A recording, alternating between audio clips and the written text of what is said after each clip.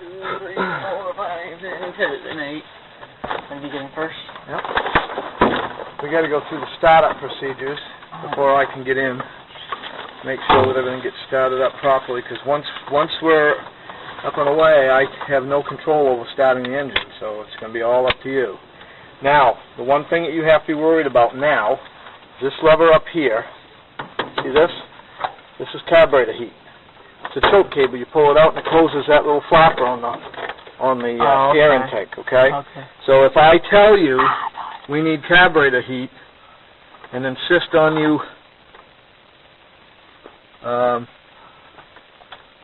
turning it on, I'll be guiding you through it, but that's what you're going to have to do.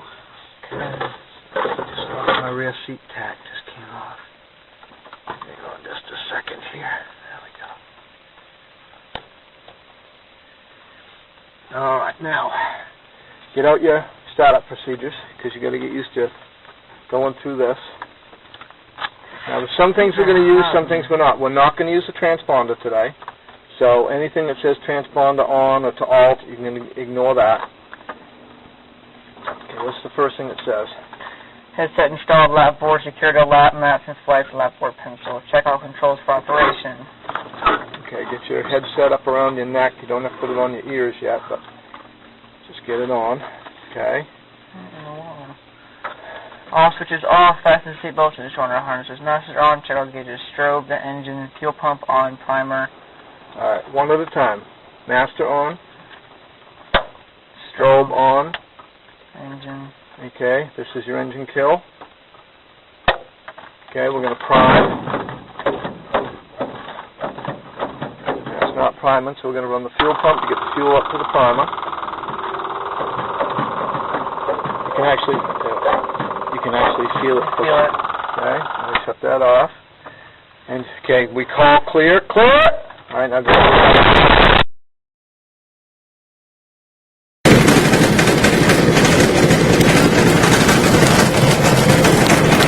Close the door? Yep. Close the front door.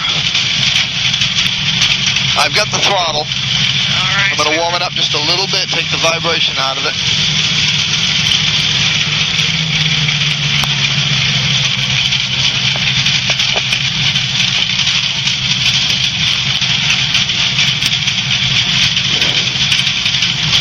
Okay, I'm going to leave this door open for just a minute till we get out away a little bit. We're going to go ahead and accelerate. Today I'm going to be doing the throttle. Yep. So you won't have to worry about that at all. What I want you to do is the pedals and the stick. And anytime that I say I've got it, just let go. And just say you got it.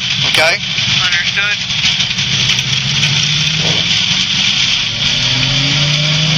Let go of the brake.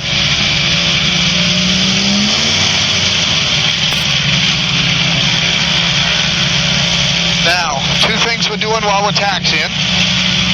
We're letting the engine warm up. We're watching our gauges. We're also going to watch the traffic and the windsock. All right. Now, that windsock looks like it's still favoring the east, because we want to look like we're flying out of the sock. Yep. Okay? So it looks like this particular one is almost a due east, so we should have a nice headwind. And it still looks pretty mild, about maybe 5 to 8 miles an hour, so that's not bad. All right, right here, you get left pedal. Turn it to 45. Now hold your brake. Now, I'm going to announce that we're holding, and while we're holding, we're going to do a run-up check. Okay. Manny traffic, 27 uniformly, I'm holding, runway 7, Manatee. All right, now what I want you to do is reset the altimeter to 40 feet. Yep, turn the green dial down to 40, right there, okay? Hold the brake as tight as you can hold it. Yep.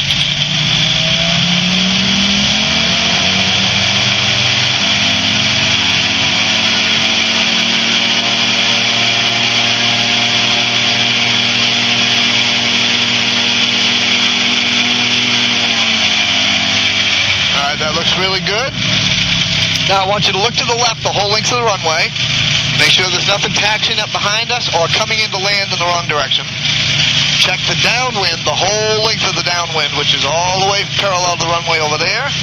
And check over here for the approach plate, anybody coming in on final or doing a straight in. Yep. All right, it's all clear. Door closed. Now I'm going to announce takeoff. Mandy traffic, 274 Lima, departing 7, remaining in the pattern. Manatee. All right, go ahead and line us up.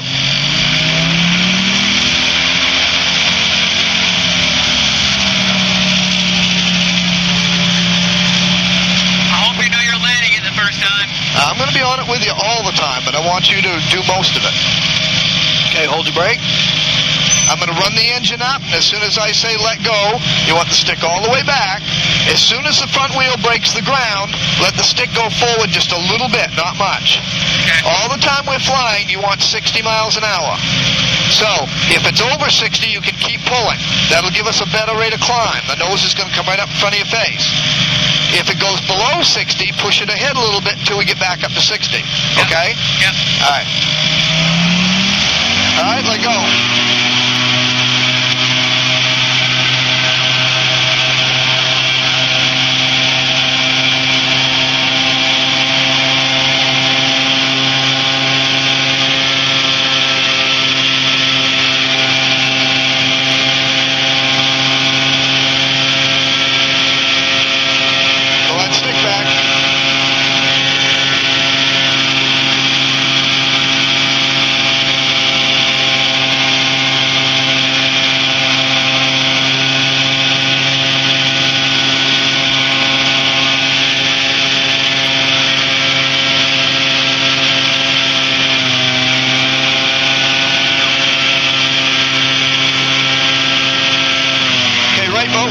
Let go.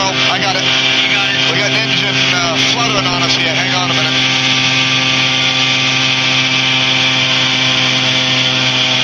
Just in case we lose the engine, I don't want to be in a bad position. Yep.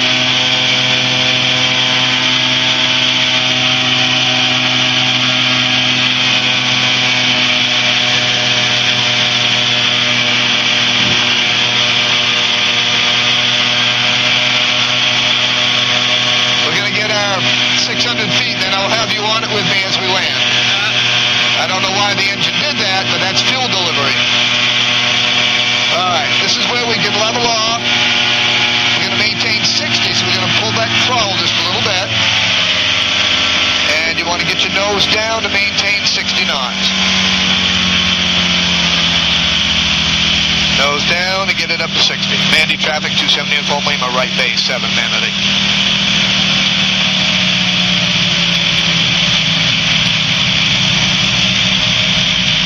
Okay, right bank. Get the nose down a little bit more to get us up to 60 knots. You want to keep that 60. And keep a nice bank. A little bit of right pedal. Mandy traffic, 270 uniform Lima, turning final, 7 Manatee.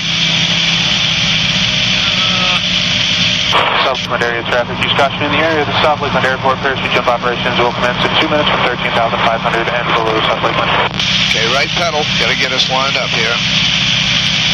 Keep that 60 knots. Now that we're high, but that's okay. As long as we keep that 60 knots, we got the whole length of that runway.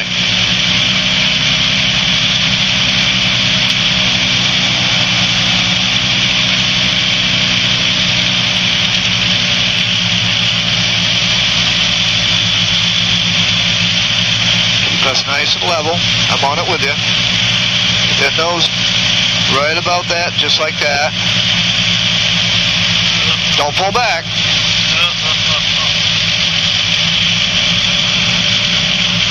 Okay, now we flare just gently. And we just settle it in. It'll settle right down. Oh, was that too hard? Was that too hard? Was that too hard? Well, a little bit, but not bad. Okay. Okay, now we're going to pull off. Okay, let go of the brake. Taxi us back to the hangar. Get the brake off? Yeah. Mandy traffic, 270 uniform Lima, clear of the runway, Manatee.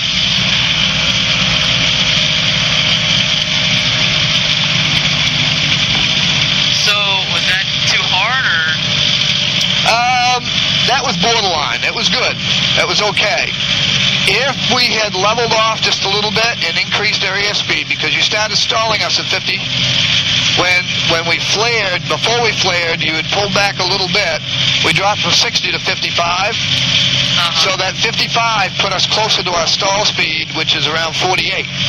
So if we had needed that extra barrier, we wouldn't have had it. Okay, a little bit of left pedal. There we go. Now, 55 is still okay. It's just that during our flare, our nose was up just a little bit too much. So when we stopped our descent, we actually did not descend anymore. We completely stopped it. What we really want to do is just slow it down to almost zero, and then as we drop maybe a mile or two per hour, we'll just settle right on the runway. Okay. All right. So as soon as I figure out, I think what we're going to have to do is we'll pull that side cover, and I'm going to run the correlator to make sure that there's no debris or anything in the screen, because there's definitely something there causing the engine to stutter. That's what happened when we climbed, right? That's when we were climbing out. We had the engine actually kind of like ran out of gas, and then it picked it up again, and then it did it a second time. Well, when it did it the second time, that to me is an indicator, okay, we got a problem, so I didn't want to jeopardize going out a full traffic pattern in case it just quit. If it had quit, we were close enough, we could have done what they call the impossible turn, which with this thing isn't impossible, but with a full-size airplane, you wouldn't be able to make a full 180. Why? Well, because we're only at 500 feet. Once we get to 600 feet, making that bank turn, if the engine had quit completely, making that right turn and keeping a nose down, we've got a better glide path than some of these bigger airplanes. Yeah. So the bigger airplane would drop so fast that they might not make it back to the runway. Okay. In those cases, they say they're better off to pick a spot straight in front of you, get your forward speed, and just land it somewhere out, you know, because if you're turning when you hit the ground, you can go into a cartwheel. Yeah. Or you can rip the landing gear off, or, you know, there's too many scenarios that can happen. Without, we could have turned around and come back, no problem. Okay, head right over in front of the hangar there. So I may still have to pull the jumper cables out to get it going again.